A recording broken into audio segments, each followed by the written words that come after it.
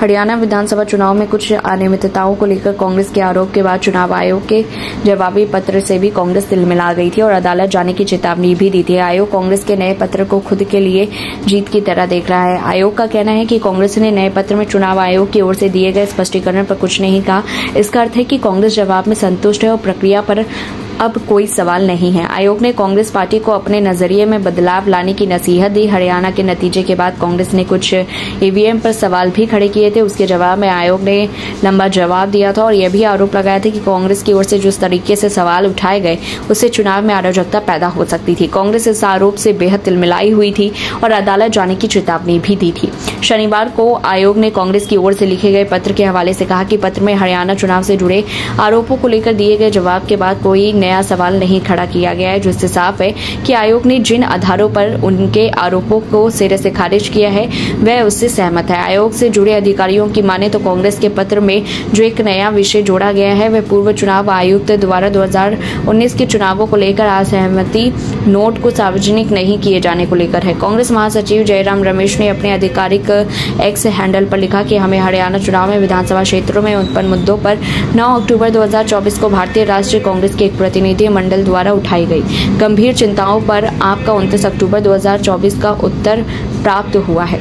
जयराम रमेश ने कहा था कि यह कर्तव्य का प्रदर्शन है जिसे करना आवश्यक है। यदि आयोग हमें सुनवाई देने से इनकार कर रहा है या कुछ शिकायतों पर शामिल होने से इनकार कर रहा है तो कानून चुनाव आयोग को इस कार्य का निर्वहन करने के लिए मजबूर करने के लिए उच्च न्यायालय के असाधारण क्षेत्राधिकार का सहारा लेने की अनुमति देता है। वहीं प्रदेश कांग्रेस कमेटी ने अपने स्तर पर भी फिर से जांच करवाने का निर्णय लिया। इसके लिए पूर्व मंत्री करण सिंह दिलाल की अध्यक्षता में 8 सदस्य कमेटी बनाई गई। कांग्रेस प्रदेश अध्यक्ष चौधरी उदयभान द्वारा गठित कमेटी में पार्टी के लीगल सेल के चेयरमैन एडवोकेट कैसी भाटिया, नूंह के विधायक आफ्ताब अहमद, पार्टी के राष्ट्रीय सचिव वीरेंद्र राठौर, पूर्व विधायक जयवीर सिंह वाल्मीकि, बड़खल से उम्मीदवार रहे विजय प्रताप सिंह, पानीपत शहर से प्रत्याशी रहे वीरेंद्र सिंह बुल्ला शाह तथा चरखी दादरी की प्रत्याशी मनीषा संगवाना को सदस्य बनाया गया। यह समिति पार्टी के सभी उम्मीदवारों के साथ बातचीत करेगी और एक सप्ताह में अपनी रिपोर्ट प्रदेश अध्यक्ष को देगी। कमेटी दूसरे दलों के नेताओं के साथ भी बातचीत करेगी। कांग्रेस का आरोप है कि चुनावों में धांधली की गई है। चुनाव में सरकार, पार्टी और उम्मीदवारों के इशारों पर विधानसभा चुनाव में भ्रष्ट, कदाचार और जोड़तोड़ के तरीकों को अपनाया गया। कमेटी प्रत्याशियों के साथ बातचीत करके विस्तृत रिपोर्ट कमेटी तैयार करेगी। पिछले सप्ताह कांग्रेस के 9 नेताओं ने हस्ताक्षर करके नए सिरे से चुनाव आयोग की शिकायत दी है। कांग्रेस ने पूर्व में दी गई शिकायतों को आयोग द्वारा निराधार व गैर जिम्मेदार बताते हुए रद्द करने पर भी आपत्ति जताई। इस पूरी रिपोर्ट को लेकर आपकी क्या कुछ राय है कमेंट बॉक्स में बताएं। तब तक के लिए देखते रहिए लाइव टीवी। यूपी के रायबरेली से सांसद और कांग्रेस नेता राहुल गांधी ने मंगलवार को अपने संसदीय क्षेत्र का दौरा किया और अपने ही गढ़ में केंद्रीय योजनाओं की हकीकत जानने के लिए जिला विकास समन्वय एवं अनुश्रवण की बैठक में सांसद व लोकसभा के नेता विपक्ष राहुल गांधी हतप्रभ दिखे। बैठक में जनप्रतिनिधियों की ओर से केंद्रीय योजनाओं की प्रगति की प्रस्तुति को सुनने के बाद राहुल गांधी कुछ देर तक सन्न रह गए। अब इसी बैठक की कुछ तस्वीरें सोशल मीडिया पर वायरल हो रही हैं, जिनमें राहुल गांधी के साथ योगी सरकार में मंत्री दिनेश प्रताप सिंह नजर आ रहे हैं और इस बैठक में बीजेपी की विधायक अदिति सिंह और सपा के बागी विधायक मनोज पांडे भी मौजूद थे। राहुल गांधी तब हैरान हुए जब सपा के टिकट पर चुनावी जीते और अब भाजपा में शामिल हो चुके ऊंचाहार से विधायक डॉक्टर मनोज कुमार पांडे ने कहा कि देश की आजादी के बाद से अब तक अगर किसी ने पेयजल के लिए सबसे अधिक बजट दिया है तो वो है प्रधानमंत्री नरेंद्र मोदी। जल जीवन मिशन ऐसी योजना है जिसमें गांव के लोगों को शुद्ध पानी दिया जा रहा है। ऐसी सोच सिर्फ प्रधानमंत्री मोदी की ही हो सकती है। ऊंचाहार विधायक ने कहा कि जिन गांव में पानी नहीं पहुंचा है वहां पेयजल की आपूर्ति जल्द देने की कवायद चल रही है। बैठक में उन्होंने प्रधानमंत्री मोदी के प्रति धन्यवाद ज्ञापित किया, जिस पर मौजूद सभी सदस्यों ने मेज थपथपाकर समर्थन दिया। राहुल गांधी भी डॉक्टर मनोज पांडे के धन्यवाद प्रस्ताव को सुनकर अबाक रह गए। मजे की बात यह रही कि विपक्ष के नेता की अध्यक्षता में प्रधानमंत्री को धन्यवाद ज्ञापित किए जाने पर राहुल गांधी विधायक की ओर देखने लगे और बोले इस योजना के तहत कराए गए विकास कार्यों की जांच कराई जाएगी।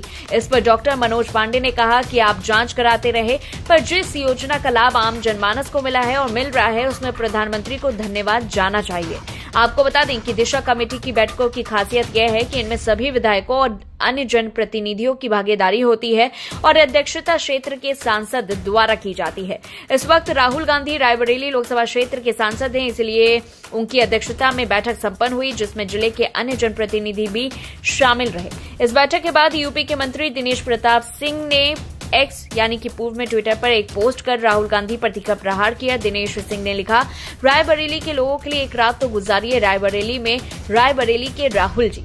इसके साथ ही मंत्री ने एक पोस्ट भी शेयर किया जिसमें लिखा है, रायबरेली के राहुल जी 6 माह में सिर्फ 5 घंटे तो 5 साल में 50 घंटे, मतलब 5 साल में कुल 2 दिन। मुख्य विकास अधिकारी अर्पित उपाध्याय ने बताया कि जल जीवन मिशन के तहत 2250 करोड़ से पानी की टंकी व पाइपलाइन डालने की योजना है। जल निगम के अनुसार अब तक 11,004 किलोमीटर पाइपलाइन डाली जा चुकी है। जिले में 863 पानी की टंकियों का निर्माण किया जाना है, जिसमें 162 का निर्माण हो चुका है। शेष कार्य जो है वो अभी प्रगति पर है। सीडीओ ने बताया कि ऊंचाहार विधायक की ओर से जल जीवन मिशन के तहत कराए गए विकास कार्यों की सराहना की गई। साथ ही प्रधानमंत्री मोदी को धन्यवाद ज्ञापित करने का प्रस्ताव भी रखा गया। महाराष्ट्र में उद्धव गुट के नेताओं का महिलाओं को लेकर अपशब्द बोलने का सिलसिला नहीं थम रहा है। अभी हाल ही में अरविंद सावंत ने मुंबा देवी से शिवसेना शिंदे गुट की महिला उम्मीदवार शाइना एनसी को लेकर आपत्तिजनक टिप्पणी की और उद्धव गुट के सांसद अरविंद सावंत ने शाइना एनसी को इम्पोर्टेड माल कहा था। अब इसी फहरिस्त में नया नाम सुनील राउत का जुड़ा है। संजय राउत के भाई सुनील राउत ने शिंदे गुट की महिला उम्मीदवार को लेकर आपत्तिजनक बयान दिया। सुनील राउत ने उनके खिलाफ विक्रोली से चुनाव लड़ रही शिंदे गुट की शिवसेना की सुवर्ण करंजे को बकरी कहा है। सुनील राउत ने कहा है कि इस बकरी को शिंदे गुट ने बलि का बकरा बनाया है जो 20 नवंबर को काटी जाएगी। सुनील राउत ने कहा, ये लड़ाई मेरे जीतने की है ही नहीं। मैंने अभी प्रचार भी चालू नहीं किया। अपने 2 दामाद एक लड़का लेकर घूम रही है, 2-4 भाड़े के टट्टू लाती है। बताओ ना, कर भी ऐसी होनी चाहिए ना, बराबरी की टक्कर होनी चाहिए ना। सुनील राउत हूं मैं। संजय राउत मेरा बड़ा भाई है जिन्होंने मोदी और शाह को हिलाया, तो टक्कर वैसी होनी चाहिए अपनी अपने लेवल की। लेकिन कोई टिका ही नहीं, मेरे सामने आने की हिम्मत ही नहीं है किसी के। सब पीछे तो अभी किसी को बकरा बनाना ही था तो उसे बकरी को मेरे गले में डाल दिया। 20 तारीख को काटेंगे बकरी को। अब सुनील राउत के खिलाफ उस आपत्तिजनक बयान को लेकर एफआईआर दर्ज हो गई है। सुवर्ण करंजे की शिकायत पर विक्रोली पुलिस स्टेशन में केस दर्ज किया गया।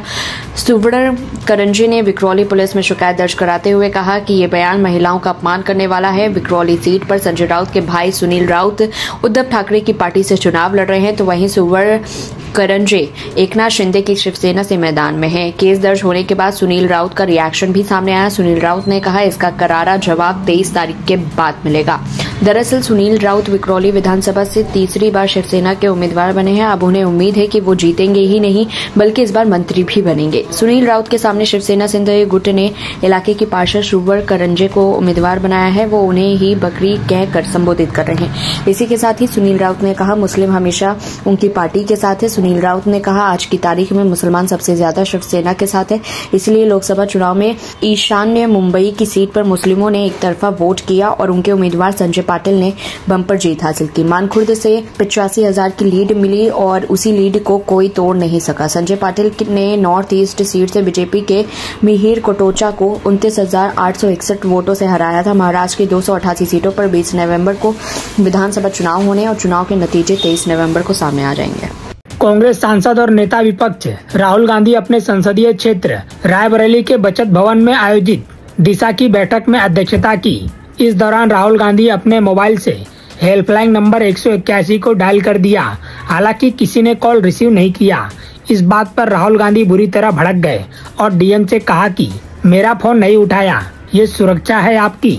रायबरेली पहुंचे कांग्रेस सांसद राहुल गांधी ने दिशा की बैठक में जिला अधिकारी हर्षिता माथुर से महिला सुरक्षा के बारे में जानकारी ली, जिस पर जिला अधिकारी महिला सुरक्षा को लेकर राहुल गांधी को आश्वस्त किया। उस दौरान राहुल गांधी ने टोल फ्री नंबर पर कॉल कर दिया। पूरी रिंग जाने के बाद भी कॉल रिसीव नहीं हुआ तो राहुल गांधी ने जिला अधिकारी से कहा, सरकार की क्या यही व्यवस्था है? राहुल गांधी ने जिला अधिकारी को आड़े हाथ लेते हुए सरकार को भी कटघरे में खड़ा कर दिया।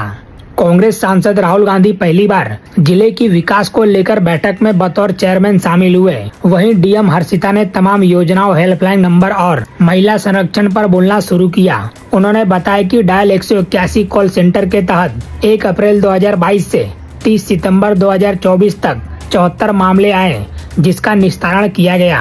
इसी दौरान राहुल गांधी ने टोल फ्री नंबर पर कॉल कर दिया। इस बैठक में कैबिनेट मंत्री दिनेश प्रताप सिंह भी मौजूद थे। दिनेश प्रताप सिंह ने 2024 का लोकसभा चुनाव राहुल गांधी के खिलाफ लड़ा और हार गए थे।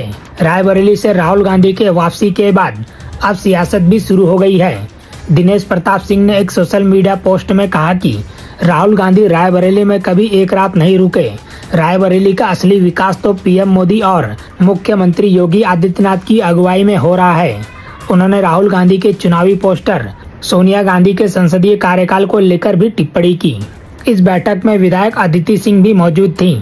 अमेठी वाली गलती राहुल गांधी रायबरेली में नहीं दोहराना चाहते हैं। अमेठी से सांसद रहते हुए राहुल गांधी प्रशासनिक बैठकों से दूरी बनाते रहते थे।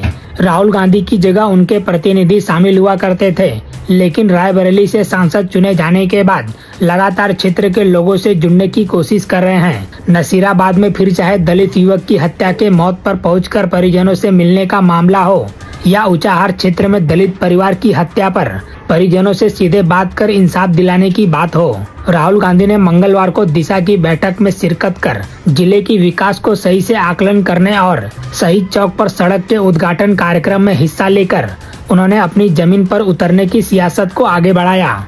यह संदेश देने का प्रयास किया गया है कि वह जनता से जुड़े छोटे मोटे कार्यक्रमों में आने के लिए तैयार हैं। विपक्ष में रहते हुए राहुल गांधी रायबरेली के लिए बहुत कुछ देने की स्थिति में नहीं है, इसलिए सरकारी सिस्टम पर सवाल उठाकर खुद के चाहने वालों को यह भरोसा दिलाने की कोशिश कर रहे हैं कि रायबरेली के सांसद होने के नाते वह हर स्तर पर संघर्ष के लिए तैयार हैं। फिलहाल इस खबर में इतना ही। बाकी अपडेट के लिए बने रहिए लाइव टीवी न्यूज के साथ। क्या राज ठाकरे ने भाजपा से कोई गुप्त समझौता कर लिया है? महाराष्ट्र विधानसभा चुनाव को लेकर यह सवाल खूब उठ रहा है। इसकी पुख्ता वजह भी है क्योंकि मनसे ने ऐसी किसी भी सीट पर कैंडिडेट नहीं खड़े किए हैं जिन पर भाजपा लड़ रही है। वहीं ऐसी तमाम सीटों पर उम्मीदवार खड़े किए हैं जहां एकनाथ शिंदे की शिवसेना मुकाबले में है। इसके चलते ये सवाल भी उठ रहे हैं कि क्या एकनाथ शिंदे को कंट्रोल करने के लिए भाजपा मनसे को मजबूत करना चाहती है। दरअसल मनसे का ठाणे और मुंबई में ही जनाधार है, जिसे एकनाथ शिंदे की सेना अपना गढ़ मानकर चल रही है और ऐसे में इन सीटों पर यदि उसे हार मिली तो पूरा समीकरण ही बदल जाएगा। सोमवार को नामांकन वापसी का आखिरी दिन था। इसके साथ ही पूरे प्रदेश में चुनावी फाइट की तस्वीरें साफ हो गई। मनसे ने मुंबई की 36 में से 25 सीटों पर कैंडिडेट उतारे। महायुति में यहां भाजपा 10 सीटों पर उतरी जबकि शिवसेना 12 पर लड़ रही है। और दिलचस्प बात यह है कि ठाकरे के दल ने भाजपा नेताओं के खिलाफ कैंडिडेट नहीं उतारे हैं जिन्हें डिप्टी सीएम देवेंद्र फडणवीस के करीब माना जाता है। मनसे ने भाजपा नेता राहुल नार्वेकर, मंगल प्रभात अरोड़ा, आशीष शेलार, विनोद शेलार, मिहिर कोटेचा, तमिल स्लेवन को वॉक ओवर दिया है। इन सभी फडणवीस के करीबियों में शुमार किया जाता है। दूसरी तरफ राज ठाकरे ने लगभग उन सभी सीटों पर कैंडिडेट उतारे हैं जहां एकनाथ शिंदे सेना लड़ रही है और इन सीटों में मिलिंद देवरा की वर्ली, सदा सावरकर की महिमा सीट शामिल है। इसके अलावा मंगेश कुडालकर, तुकाराम काटे, दिलीप लांडे, संजय निरुपम, मनीषा वायकर, अशोक पाटिल, सुरवर राज और प्रकाश सुरवर शामिल है। इन सभी के खिलाफ राज ठाकरे ने कैंडिडेट उतारे। दिलचस्प बात है कि शिवसेना से ही फाइट में उतरी शाइना एनसी के खिलाफ राज ठाकरे ने उम्मीदवार नहीं उतारा। वे अब तक भाजपा में ही थी लेकिन एकनाथ शिंदे से उतरी हैं। माना जाता है कि भाजपा की अंडरस्टैंडिंग के तहत ही उन्होंने दल बदला है और फिर चुनाव में उतरी हैं। वे मुंबा देवी सीट से उतरी हैं। इसके अलावा मुर्जी पटेल के खिलाफ भी मनसे ने कैंडिडेट नहीं दिया। वे भी भाजपा के ही नेता थे लेकिन चुनाव में शिंदे सेना में से उतरे हैं। इन्हीं समीकरणों के चलते राज ठाकरे को लेकर कयासों का दौर तेज है और यही नहीं, अपने भाषणों में भी राज ठाकरे एकनाथ शिंदे पर सीधे हमले कर रहे हैं लेकिन भाजपा पर वे हमलावर नहीं है। वहीं मनसे चीफ राज ठाकरे ने कहा कि पिछले 5 वर्षों में बगावत, पार्टी तोड़ना, एक दूसरे का चुनाव चिन्ह लेना यही चल रहा है। उन्होंने शिवसेना के विभाजन पर चचेरे भाई उद्धव ठाकरे और सीएम एकनाथ शिंदे दोनों पर निशाना साधा। राज ठाकरे ने कहा कि शिवसेना और धनुष बाण ना तो उद्धव ठाकरे की प्रॉपर्टी है और ना ही एकनाथ शिंदे की प्रॉपर्टी, ये दोनों बाला साहेब ठाकरे की है। उनके जाने के बाद सौदा कर रहे हैं। राज ठाकरे ने आरोप लगाया कि महाराष्ट्र में तोड़फोड़ की राजनीति की शुरुआत शरद पवार ने की। शरद पवार पर बरसते हुए राज ठाकरे ने कहा कि महाराष्ट्र में जातियों के बीच में भेदभाव पैदा करने के लिए शरद पवार जिम्मेदार है। शरद पवार ने 2 जातियों के बीच में जहर पैदा किया। महापुरुष जातियों में बांटे गए। 2024 का विधानसभा चुनाव महाराष्ट्र के भविष्य का चुनाव है। अगर बार बार वही लोग सत्ता में आएंगे तो महाराष्ट्र को कोई नहीं बचा सकता। इस पूरी रिपोर्ट को लेकर के आपकी क्या कुछ राय है, कमेंट बॉक्स में बताएं। तब तक के लिए देखते रहिए लाइव टीवी न्यूज।